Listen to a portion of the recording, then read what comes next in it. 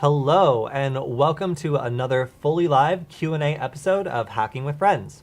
My name is Kody Kinsey. I am a security researcher at Varonis, and today we have my good friend and fellow hacker, Alex, who's going to be joining us today to answer all of your hacking and cybersecurity related Q&A questions. And of course, for everyone who's clamoring to get their cryptozoology questions in, we may have an opportunity for you on Friday because Michael may be joining us for the news stream. So if you've been wondering about, Bigfoot or Nessie or any of the other really big cryptozoology topics, then hold your questions for today, but check out Friday where Michael may be making a return and taking all of your cryptozoology related questions. Cryptocurrency related questions, we don't take at all.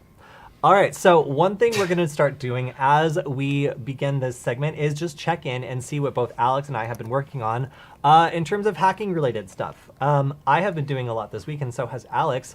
Alex, you wanna describe what you've been up to or do you want me to go first? I could start talking about what I've been up to. All right. What have you been doing this week? I've been kind of building a little bit on the work that you were doing on the S2 Nugget, like in regards to some of the keystroke injection attacks and other like USB hot plug attacks that you've been developing. Specifically, I've been working with the Rubber Nugget project. So for anyone not familiar, it's basically just a derivative of like the Rubber Ducky software, except on a Wi-Fi nugget. So basically, it provides you an interface where you can use the onboard screen and buttons to select different Rubber Ducky payloads. And you can do cool stuff like just inject them and select different payloads with on-screen prompts and stuff like that.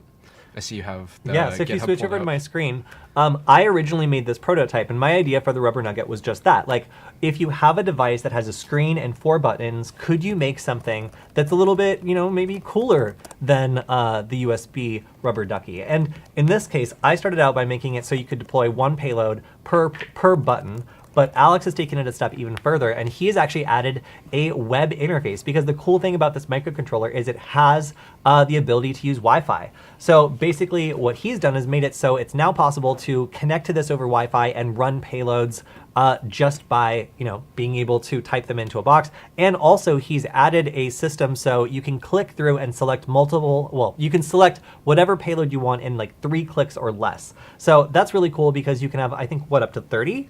Yeah, 36. If we switch over to my screen, you can get an idea of what that looks like. Yeah, so this is the current interface we're working on. Originally, we had it structured in a way where you could like select directories and then go to subdirectories and then like choose files that are under there. But we figured that was too complicated, so Kody devised like a 3-click format where you guys devised. We did a poll. We did a vote on this very stream, and you guys overwhelmingly voted for 3 clicks or less. So this is a direct result of what we asked all of you guys and your feedback. So thank you everyone for contributing to this hacking project, because what you guys are saying is kind of a driving force between what Alex is creating. Yeah, so you can like select which operating system you want to deploy it on, the category of payload, and then you can select the specific payload that you want to inject. There's still, of course, more development to be done, though. From the chat also, Thunderflash345 says, Alex Lin, I went to junior high with him. What? If that's true, name one thing he was suspended for. Wait, who is this? Yeah, we'll find out. We'll find out if you really did. Okay, so sorry, Nice. Alex. Yeah, that's pretty much all I had to say about that. Cool. So what's really cool is, again, this is able to deploy Ducky scripts. It now has a web interface that Alex has created. And then on top of that, it now also has the ability to deploy like 36 different payloads in 3 clicks or less. And again, that's based on some user feedback from all of you. So thank you very much if you were with us last week and voted for that. Someone else says, 1 click be cool. I know.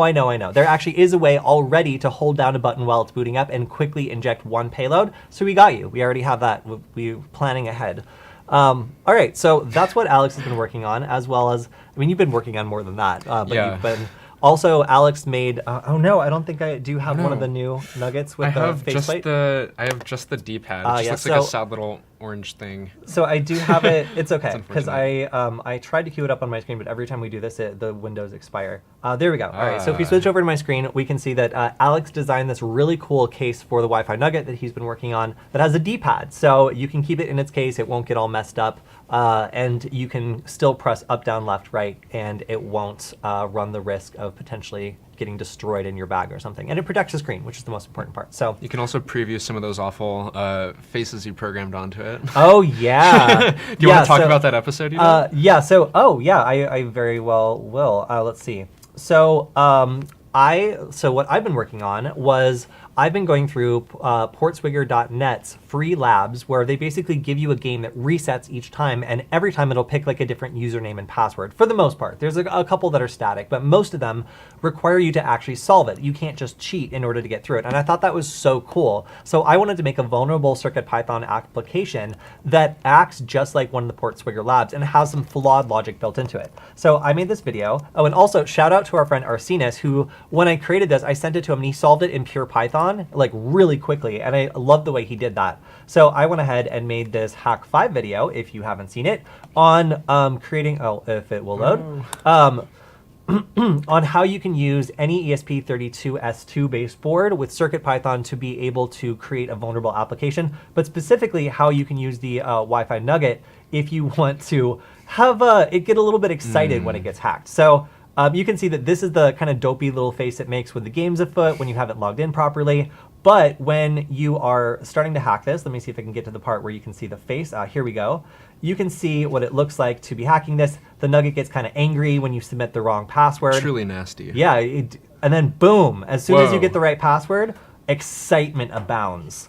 So yeah, as you can see, the Nugget has got, and by the way, if anybody in the audience speaks Japanese, please let me know if I got this right, or if this means anything that I didn't mean it to mean. But yeah, I put a little Easter egg in there for anybody who wants to hack this vulnerable web application. And the cool thing is, on the front side of this, it actually looks like someone is trying to brute force log into one of the most sensitive accounts you could possibly have, your Cat Fanciers Association Inc. account. I would want people to see that. So yeah, of course, nobody would want to see how many hours that you've spent on your Cat Fanciers Association Inc. account. So having someone breach that would be a really big deal.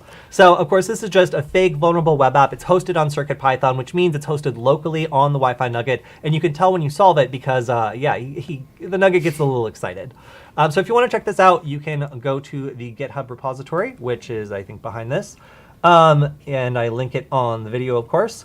And if you want to support our team also, you can go to hackcat.com, HAKCAT.com, and pick up one of these Wi-Fi Nuggets. Alex actually made the website himself, so you can credit the new look of the website and the fact that it makes a lot more sense and is easier to navigate to also Alex this week.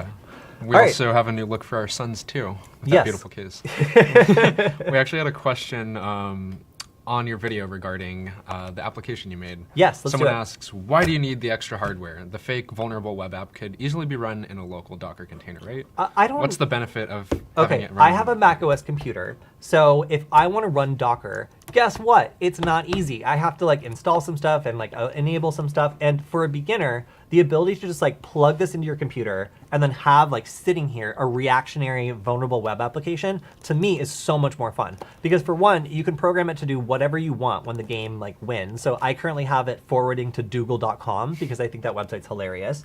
And I also have it, showing the face to let you know that you won the game. Like, could you have like a Docker application like sitting there and then just be like, ta-da, you win? Like, sure, like, of course. But the point is, like, you could also put a big strip of NeoPixels to this and have it like light up and flash and do a thing, or launch a rocket from a relay, or really whatever you want.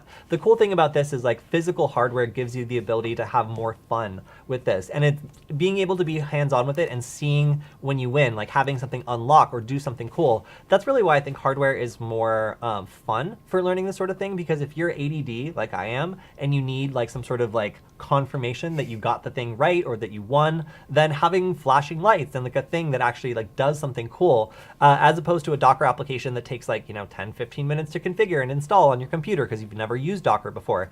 This, you just plug it in, and provided you put in your Wi-Fi credentials or you join the access point that it generates, you're good to go. So there's not very much setup. It's easier, and frankly, I think the trade-off is like I was trying to rep Portswigger Labs and be like, guys, Portswigger's the best. Like, you should always go here. But then like their labs went down for like 48 hours. Yeah. So right when I did a video about it, so it was kind of yeah, something was definitely like afoot with the labs when it comes to like uptime and being able to be up all like whenever you want to practice this. So having the ability to have like a piece of hardware you just plug in whenever you want and try maybe different labs really appealed to me, and that's why I made it. So good question though, because could you technically do this in a Docker application? Yeah, if you're a big, huge Docker nerd. I don't know anything. I mean, okay, that's not true. We had like someone who was big into Docker come on the stream, and he was great, and Brett was wonderful. However, I still have a lot of questions about Docker, and I don't use it very often because, frankly, on a macOS computer where you don't use it much, there is a bit of a learning curve and some setup that's required in order to do it. So that's why, of course, you can just buy a $4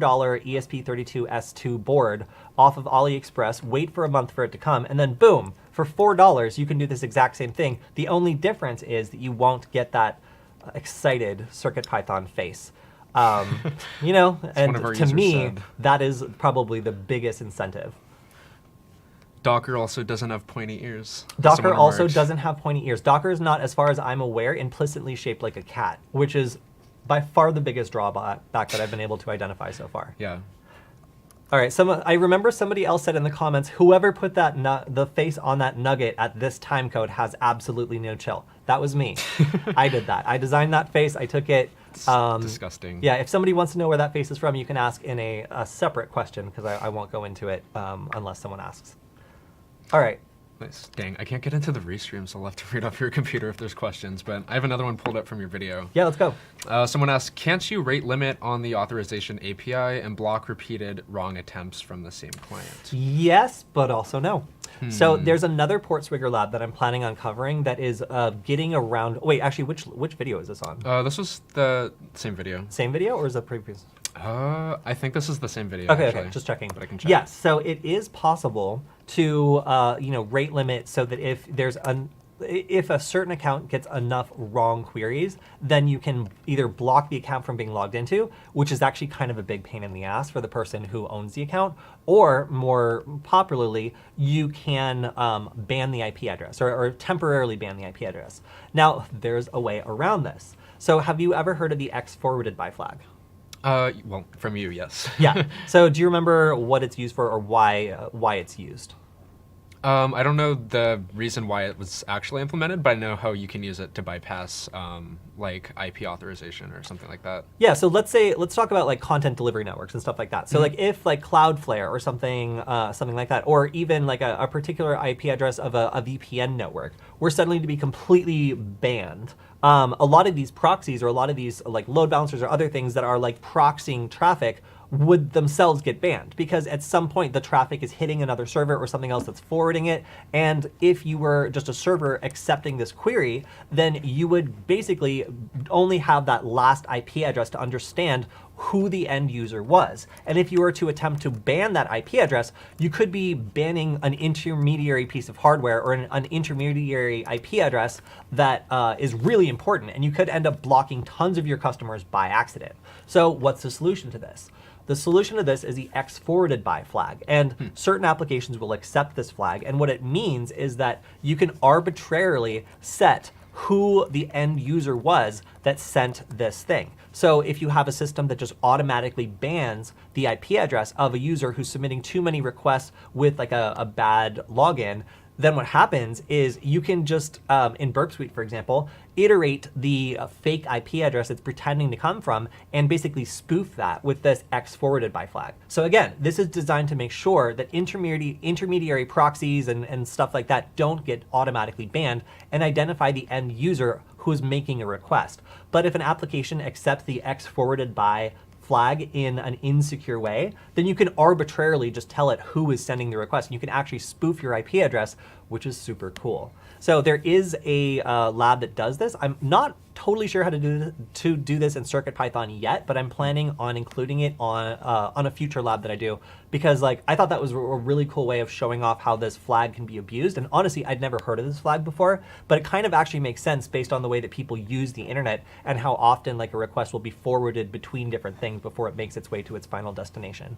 Yeah. Someone also notes that if they were to implement limiting in that way, the attacker could just use a botnet in order to bypass that. Oh, that's so true. it instead just limits attempts to log into a certain account. Yeah, so there's lots of different uses for botnets, and probably the most obvious and most straightforward is distributed denial of service attacks. But you can also get around brute forcing with this. So if you're able to coordinate a botnet across like a large area and have a bunch of different IP addresses, that means that you're basically immune to IP banning because you can just keep rotating your code to come out of a different IP address, which is pretty crazy. Yeah, we also looked at a really cool tool that I want to cover called Trevor Proxy, which uses like a really novel way in order to bypass that. Because there's also like other factors that maybe web applications that use machine learning in order to profile like someone trying to attack an account and like brute force their way into it. They can look for like other parameters that certain attacker might be using, like if they're using the same user agent from a browser or something like that in order to profile them. But it basically just like mixes that up and just shoves in like random parameters and starts like fuzzing just different parts of like the request headers or stuff like that in order to make it seem a little more random. So we have a question from the audience that says, question, I spent money on the flipper, paid money, and it says it's shipping and whatnot, but I've heard in the rumor that I may have been got. Any truth to that, or is flipper legit? I know.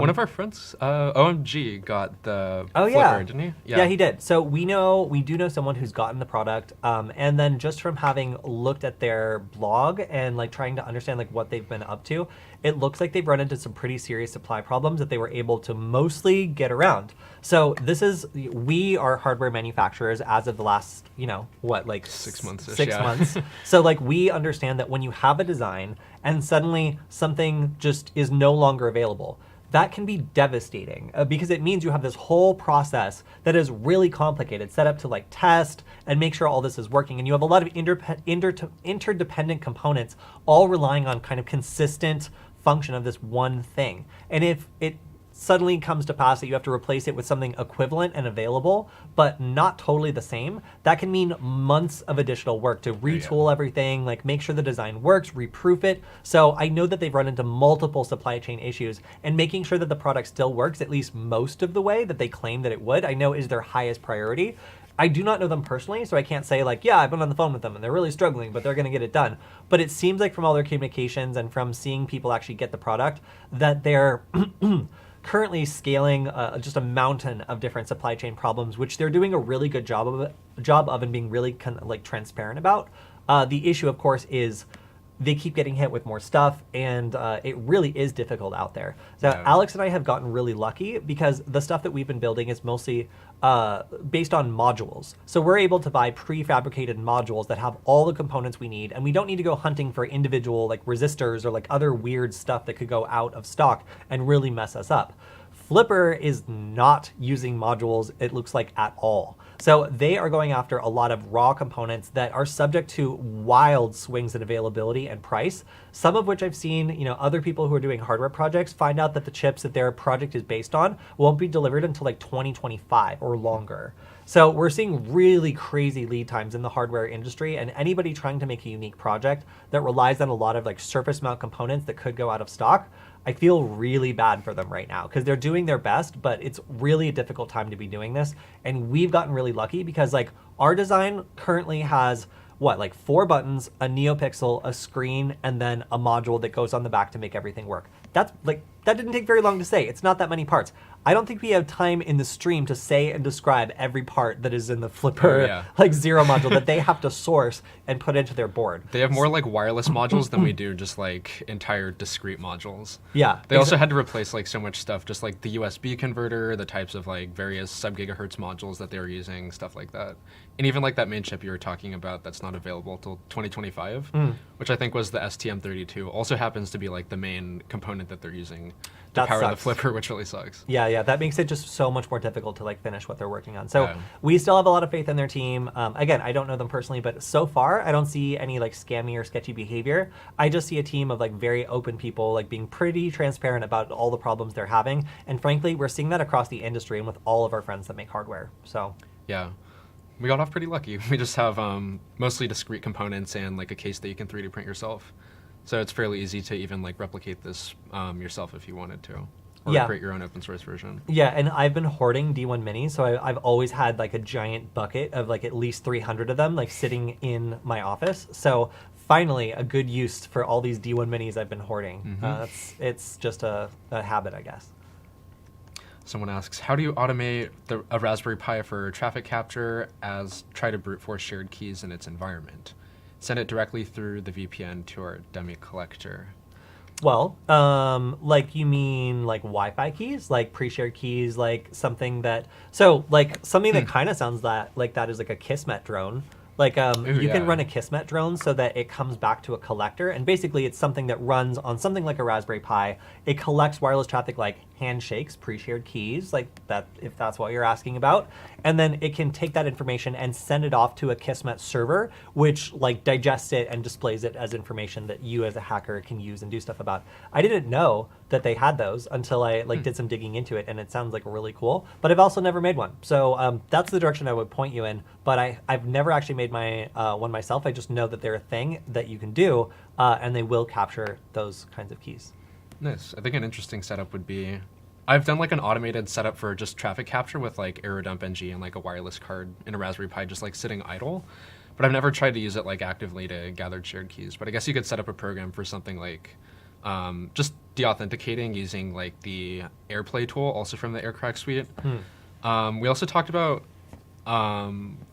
using like Google Collab as a virtual private server to like automatically upload handshakes or something like that and just like crack them in the cloud. So that'd be a pretty cool setup. I'd like to do that maybe as a proof of concept.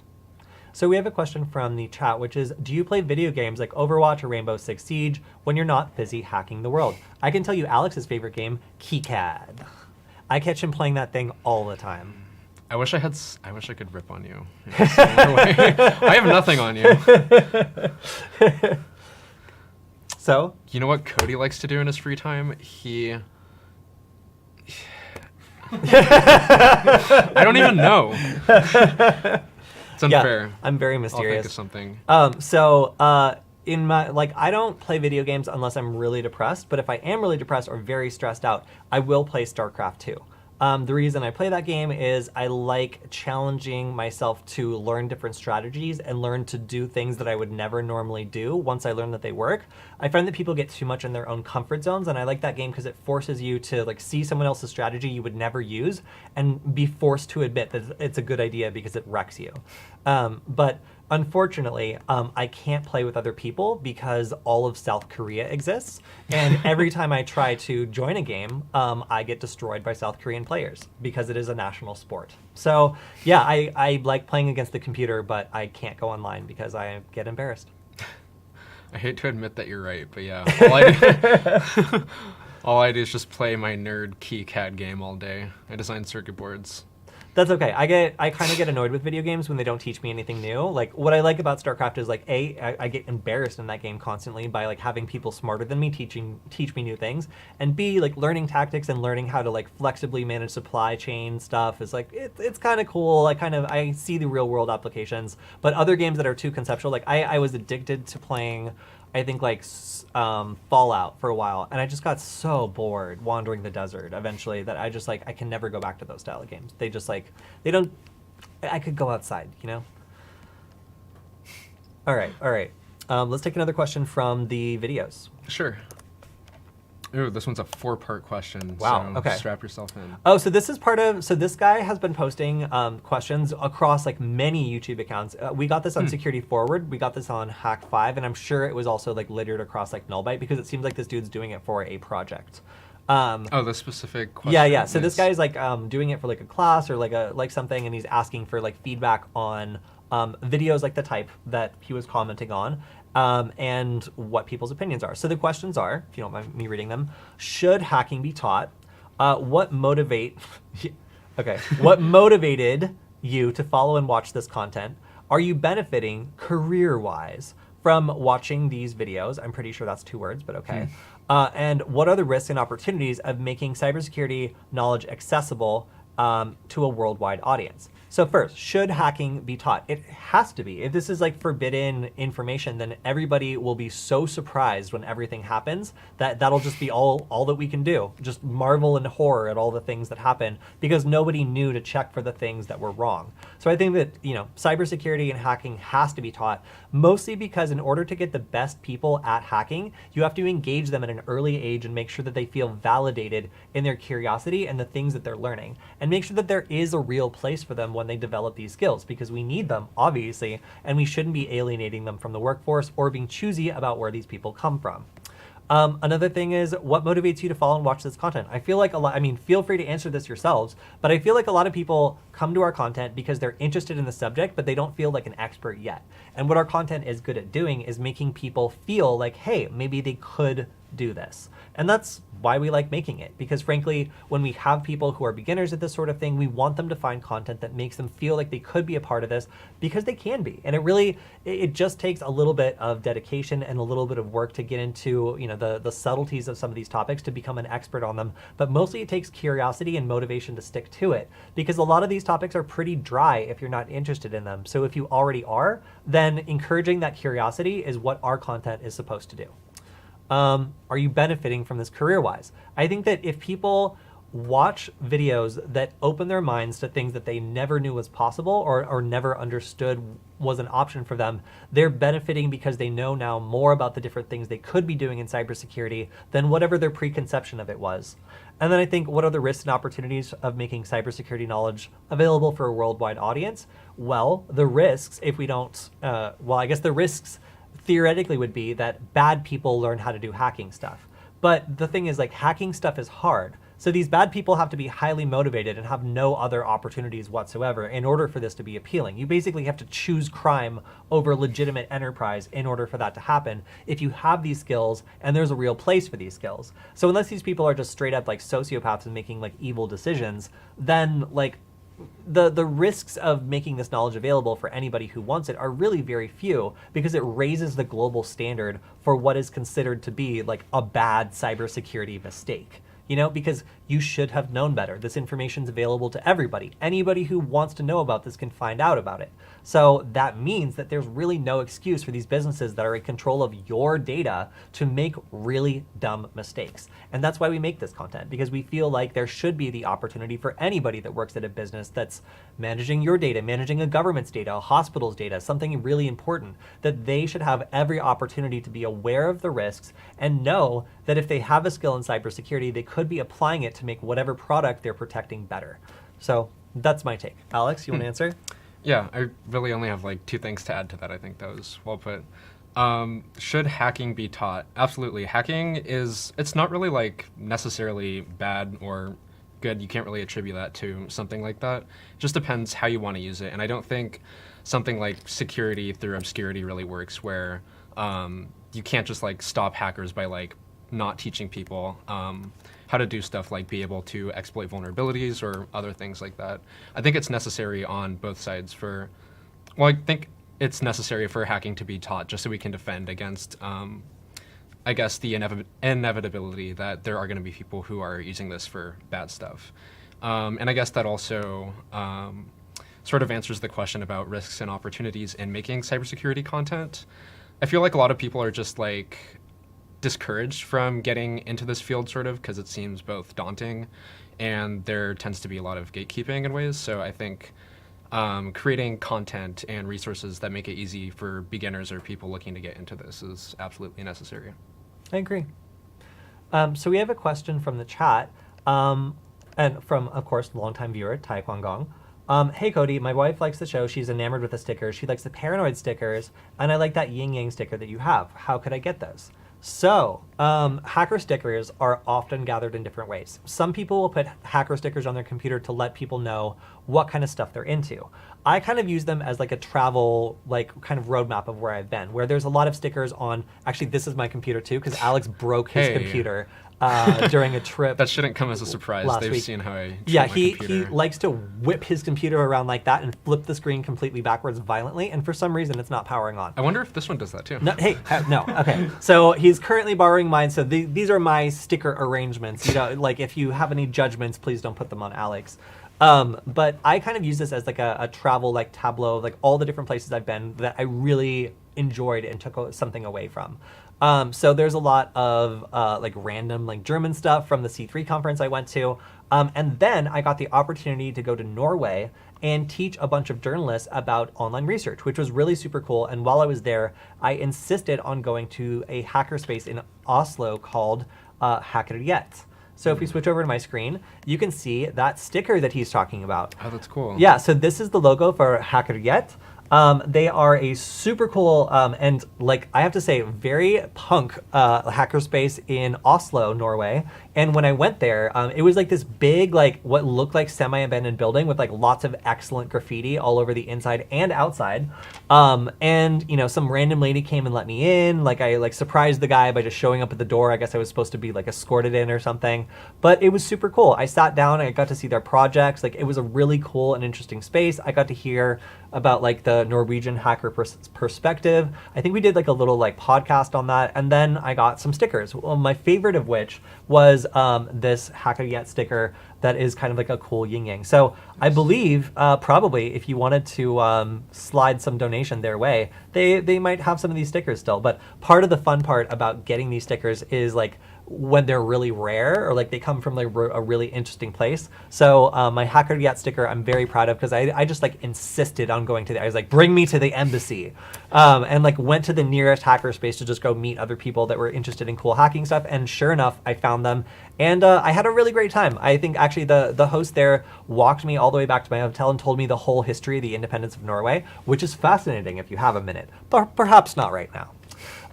So yeah, like I really enjoyed my experience there, and getting to carry around the sticker is one of my favorite parts of being able to tell other people about it.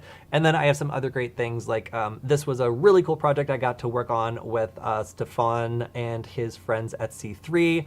I got this from the people at Kismet. This is our sticker that we made that we now have shirts of. Ooh, so nice. Yeah, Alex, do you know the Paranoid sticker and where that's from? Oh yeah, is it Verizon or Yahoo? I don't want to misspeak. I think it's the Yahoo Red Team. Oh my gosh. It is Yahoo. Yahoo. There you go. Woo. Yeah. Okay, all right. Yes. Yeah. They're a Red Team group that they're like a subdivision of Yahoo that does like internal pen testing and stuff like that for them, as far as I know. I have one of their stickers on my old laptop that broke, which I picked up from Null Space Labs. They dumped a bunch there. But yeah, that's just about the extent I know of them. Our friend MG. MG works there. Yeah. He's the one who makes the OMG cable that's on Hack5. Yeah, and the Paranoids were a very like famous group, like way back in like early like internet history when like Yahoo was a slightly bigger company. And they were just had a really famous reputation for being like excellent at cybersecurity and like very like kind of cutting edge, and that reputation has like continued on. So yeah, a lot of people like them because they're cool. Oh no. Someone asks, how do you obtain a Maltego Classic version? Unfortunately, there's only the Pro version available on the official site. I believe...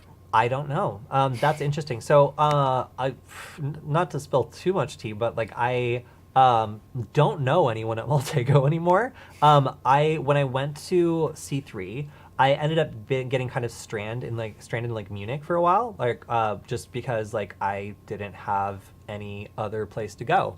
And while I was there, I got to meet the people at Maltego, and they were really cool. But the researcher that I used to like kind of liaise with on like a monthly basis to find out all the new transforms, gone. The business people who took me out to like German dinner, gone. So like I have no idea who works there anymore. But I'll definitely take a look at it because like, you know, I am curious because it seems like they've gone through a lot of changes, and not knowing anybody at the company anymore like probably means that they've gone in a new direction in some ways. So I'm interested to see what they're up to, because right now I haven't really heard from them for a couple months, ever since I reached out to some of the people that I knew there, and all of their email addresses forwarded to goodbyes. So it's a little weird, but dang.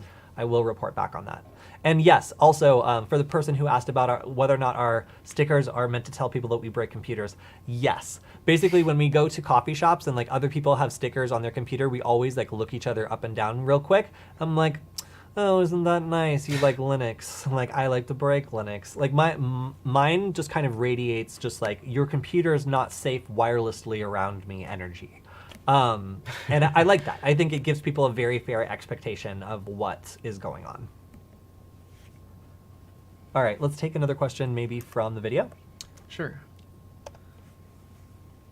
Okay, this question is from your same video regarding the vulnerable web app. Cool. Thanks for making a lab for the S2 Nugget. I bought one and am looking for projects to do. Can you show how to make the S2 into a wireless extender to practice hacking on? So I did one on the D1 Nugget, but you probably are more well-versed with the S2 and CircuitPython. Yeah, so I haven't seen that example for the ESP32 S2, The example he's referring to is something that we've done on, as Alex said, the D1 Nugget, which is based on the ESP8266, and it basically connects to your Wi-Fi network, and it acts as a NAT extender. What is a NAT extender? It basically lets you forward traffic from like devices connect. It network address forward translation stuff. Yeah. I just wanted you to say network address translation, right. but go on, describe what it does. Okay, so basically it's a network extender. Like you can connect your phone to this network address translation extender thing, and then this connects to your home Wi-Fi. So essentially, if you want to do something like practice Wi-Fi hacking without actually targeting your home network, you can target this, which is forwarding legitimate traffic that you can sniff and intercept and stuff. Yeah. Yeah. So that is actually a default sketch in Arduino that we adapted into something that was like kind of more focused on using for cybersecurity. And I haven't seen that default sketch available for the ESP32S2 because things work a little bit differently. But theoretically, it should be able to do that. Just probably not in CircuitPython, which is the language I am currently working with. So that'll probably be something more for Alex to look at in the future because he's much more focused on Arduino IDE. Oh, I forgot about something I've been working on, you guys. So while we were on vacation recently, Alex ended up getting a headache for a couple days, and I decided I was going to waste like 2 days worth of time programming this. So if we switch over to my screen, we can see I made a life alert. You guys know what life alert is? So like life alert is for if you've fallen down and you can't get up. And my plan was like if Alex got hungry or something, I was gonna rig a Wi-Fi nugget to be life alert and just press a button and have it send me a text message being like, I've fallen and I can't get up. Like I rigged this up. I actually made it in Arduino because there is no way to send emails via CircuitPython at all. Just no one's thought that would be a good idea yet, which is kind of funny because Adafruit actually has a lot of boards that support Wi-Fi now, and it seems like, you know, maybe if you've got the internet, like you might want to notify someone. So I was using that dumb workaround where if you send a text message from your phone to an email address, you'll end up getting a reply email address that's just like your phone number at some email account, and it goes directly to your phone as an SMS. So using that, I created something that basically emails that endpoint that pops up as a text message and has a pre-formatted message that when you press the button, will just send out. So it took a really long time, and I just have to say I don't like Arduino IDE compared to CircuitPython. It is so much harder and makes me feel like a terrible programmer. But hey, I got my proof of concept working. So if you guys want my next episode on Hack 5 to be about my Life Alert clone, then please let me know because I'm very proud of it and I thought it was very clever. But it was also very hard, and I did not enjoy making it. But if Alex did fall down and couldn't get up, I would now be able to be notified if also he was nowhere near his cell phone and also there was Wi-Fi. You would probably hear my scream before you got the text. Probably. I think we have a new market for the Wi-Fi nuggets, though. We can sell these to like the elderly. Yeah, as a safety, you can wear it. You just have to fall down and then drag yourself to a wall outlet, plug it in, and then there you go. You've got safety. It also works as a self-defense tool. Yes, so, we've been talking about a new version of the Nugget Defender that basically has a giant battery and capacitor on the back and then arcs between the ears to make a stun gun, just in case you wanted to upgrade yours to the offensive model instead of the defensive model. So taking suggestions on that front as well. All right, we got another question? We want another question? All right. Okay, this one is from a previous stream called Can Wi-Fi 6 be hacked? Someone asks, can you please recommend a secure Wi-Fi protocol and system for homeowners who also use their network for home security services like ADT, Vivint, etc. Assuming that when the Wi-Fi is hacked, the security system and cameras are possibly exposed to hacking as well. And then follow-up question, also, will having a secure Wi-Fi network help solve the problem with features like live streaming and remote viewing being vulnerable? So one of our friends, Matthew Van Hoff, has done some research into IoT devices and like security cameras and stuff like that shows that some of the Wi-Fi standards they use are really easy to abuse. Meaning you can do things like, you know, this camera will be, for example, connected to your network, and you as an attacker can send it a packet that isn't from your network and isn't even encrypted that says to do something, and it will receive that packet and process it and execute that command regardless of the fact that you're not connected to the network and you're not supposed to be interacting with that device. So there's definitely some vulnerabilities in Wi-Fi that can leave IoT devices exposed because of the way they implement the Wi-Fi standard. Now, the problem also is compatibility here. There's a lot of new Wi-Fi standards which might not be fully supported by some of these IoT devices that use things like the ESP32 or the ESP8266 as a Wi-Fi link that rely on 2.4 gigahertz and not 5 gigahertz. So if you have some super fancy 5 gigahertz, Wi-Fi solution, you're probably going to end up in compatibility mode where your router is kind of like reversing itself and using a less secure method to make sure all those devices can join. One of the biggest problems when it comes to upgrading your Wi-Fi security for these devices is the uniformity of the types of security they use to connect to your Wi-Fi network. So if you have some devices that are still using an older way of communicating that's vulnerable, and you have other ones that are up to date and fully like integrated with the latest Wi-Fi security, the problem is people are just going to go after the ones that are the weakest, and they're going to ignore the ones that are well secured. You still are better off than having everything being insecure, but it just means that some of your devices might not be as secure as you think they are. Just because your router supports a higher security standard doesn't mean the devices you're connecting to it will. Now, insofar as like a way of configuring everything, well, one of the things Varonis talks about a lot lately is blast radius. So blast radius versus like attack surface is kind of the philosophy where if someone's going to get in, you should try to make your attack surface as small as possible. But more importantly, you should make it so that when they do get in, they have access to as little as possible, have as few privileges as possible, and as few options as possible. And you can do that with your wireless network by doing common sense things like provisioning like a separate access point that has different rules or different firewall rules for devices that might be more risky or might be more exposed, or isolating them to make sure that they can't communicate with each other if they don't need to, so you can eliminate attacks that rely on moving laterally throughout a network or communicating with vulnerable devices. That would be my advice, is just like don't assume that just because you have a nice router that supports like really secure Wi-Fi that every one of your devices will be using those great settings. And then also try to isolate things so that your blast radius is as small as possible, so that inevitably if someone does get into your Wi-Fi network, then the things they can do are as little as possible. Like Alex, what are ways that you, in your network intrusions, have been stopped in your tracks that would be helpful for someone in their home network?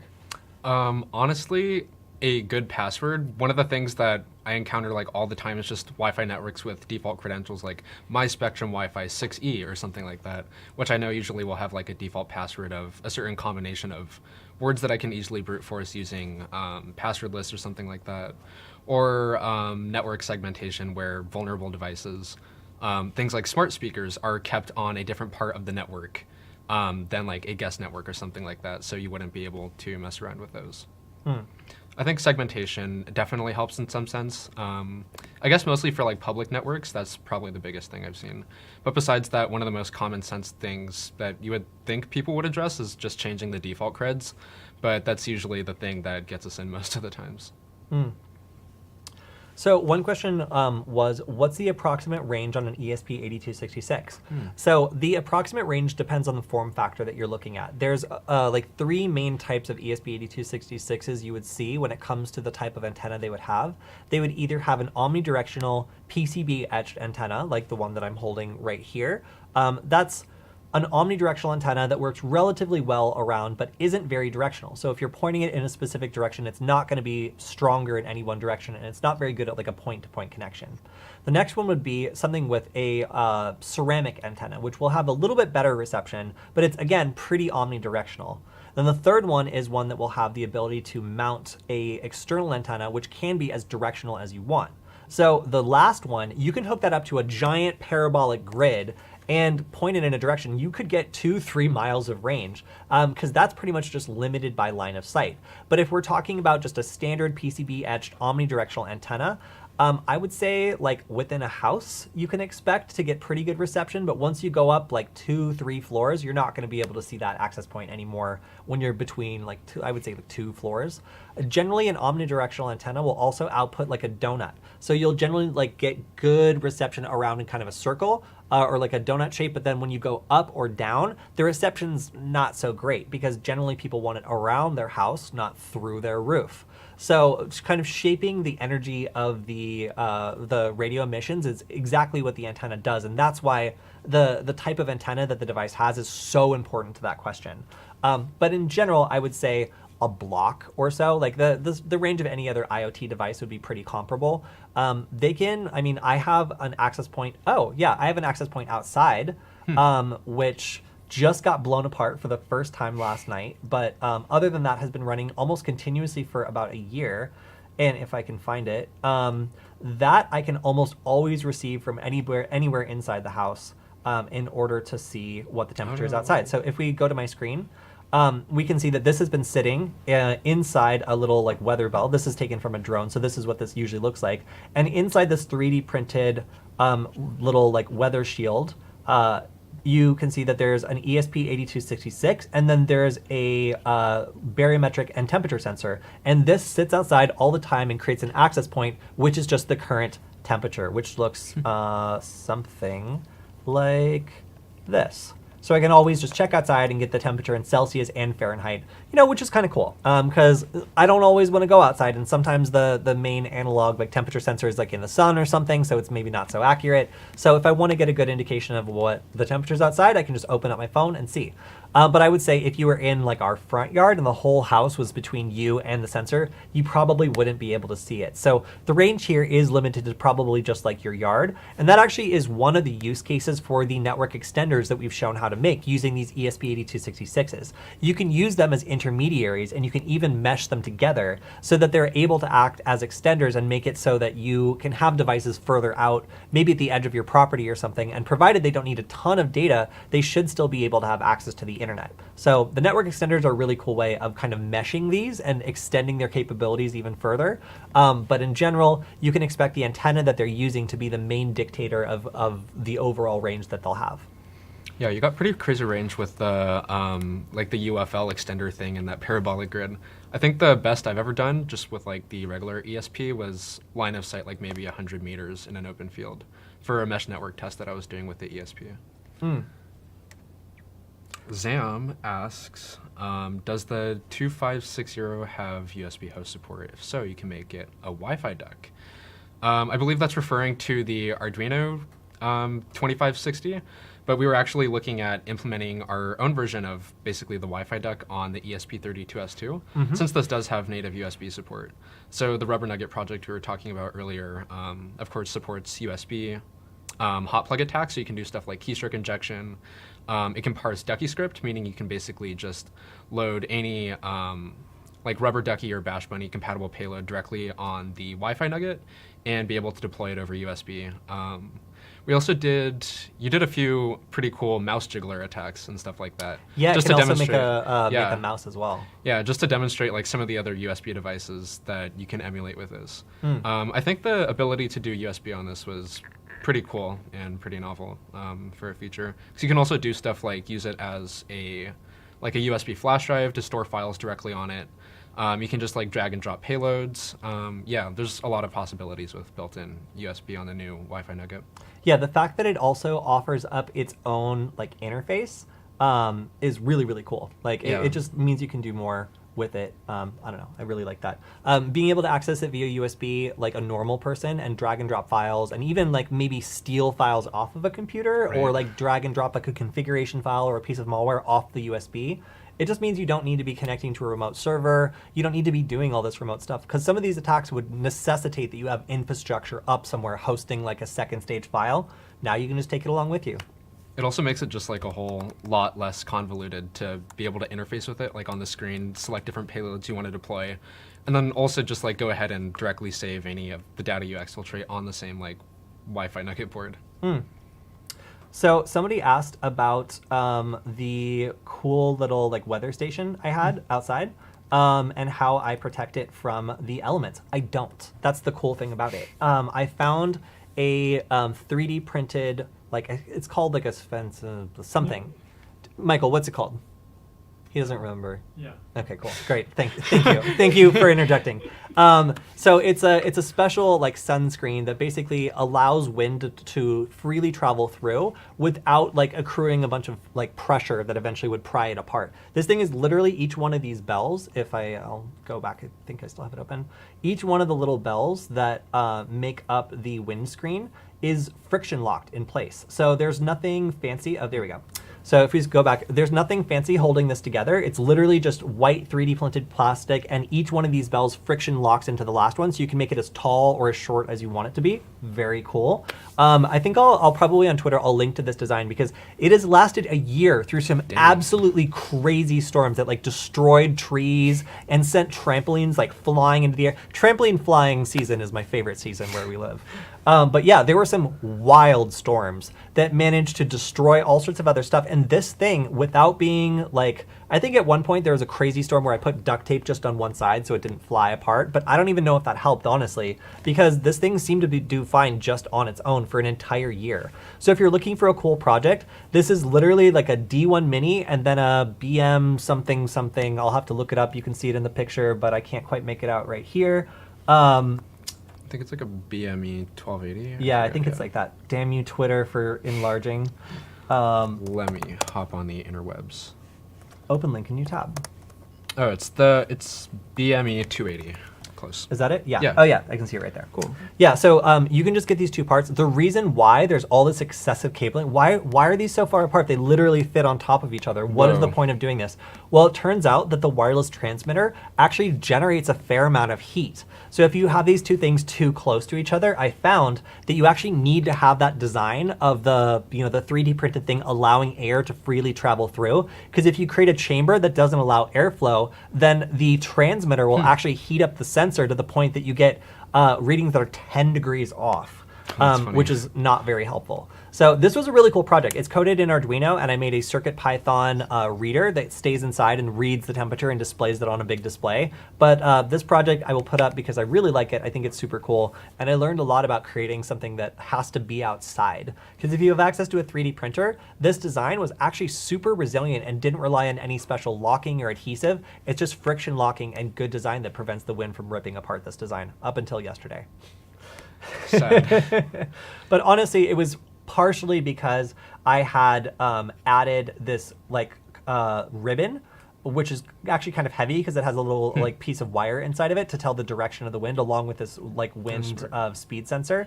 So eventually, I think that it was this ribbon that ended up pulling it apart. Oh, that's funny. But yeah, overall, a very cool project. So if you're interested in making a weather station that creates an SSID that reads out the temperature, I really like mine. I think it's super cool.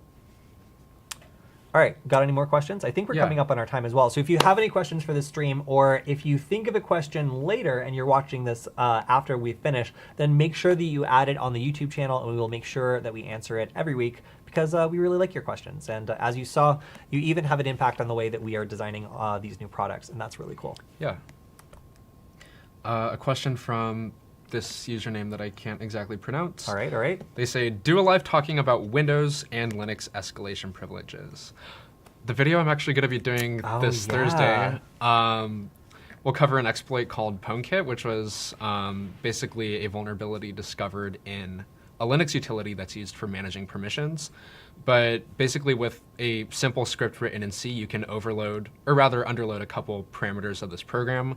It overflows the memory and then basically just drops you into a root shell like in under 3 seconds. So I'm going to be showcasing how you can use this to establish a root session on a Linux machine using the Rubber Nugget, actually. So stay tuned if you want to see that. Yeah. So what kind of Linux computers would be vulnerable to this attack, Alex? Literally any Linux computer that's not updated with the latest version of PwnKit. Because it's a pretty core piece of software that's just used for managing app permissions, and every Linux installation has this software installed, and up until now, this vulnerability wasn't discovered. So all 3 Linux computers that I've been working on in the past 2 weeks, I found that this exploit worked on. So yeah, pretty dangerous. Yeah.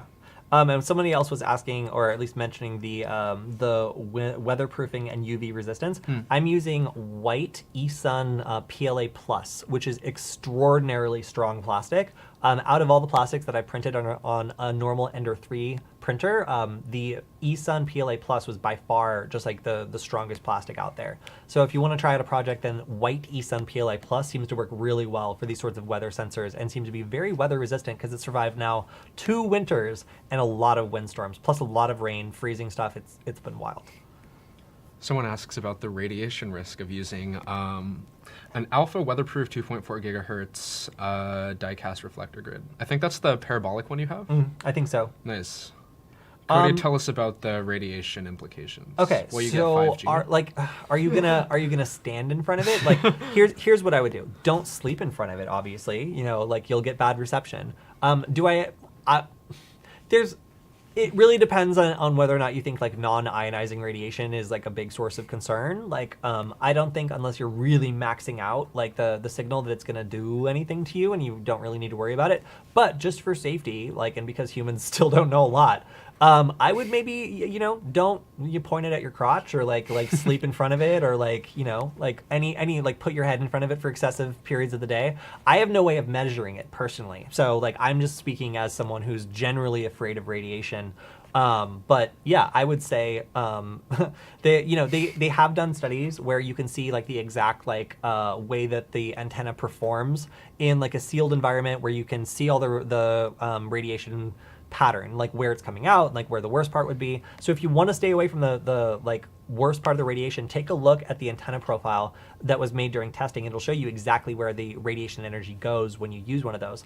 Now, does that mean that I didn't have one mounted like a trophy on my wall and just use it whenever I felt like it? I use that thing all the time. It seems great. But I also did respect the fact that it has like a 5-mile range we were able to test. So that could be a lot of radio energy directed in a very straight line. So I did steer clear of it for anything that would be too directly pointed at me. I guess you could blast someone else's crotch from 5 miles away. Yeah, Give I guess them you radiation. could. Okay, good. So apparently Yeah. they won't be sleeping beside it. It's 10 meters away from them. Good, because honestly, it's not good to cuddle with. It's very it just catches on things. It's not good. So I would keep it out of your bed at the least.